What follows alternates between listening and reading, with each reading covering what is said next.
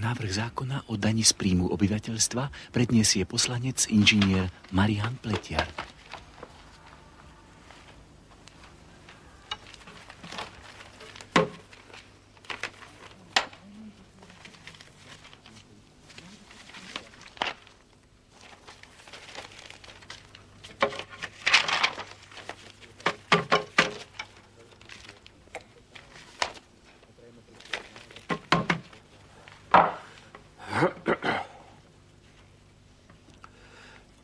Vážené poslankyne, vážení poslanci, navrhujem daň z príjmu obyvateľstva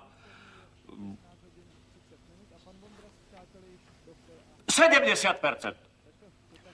70 sukien mala a predsa sa nevydala a ja nemám iba jednu. Pýtajú ma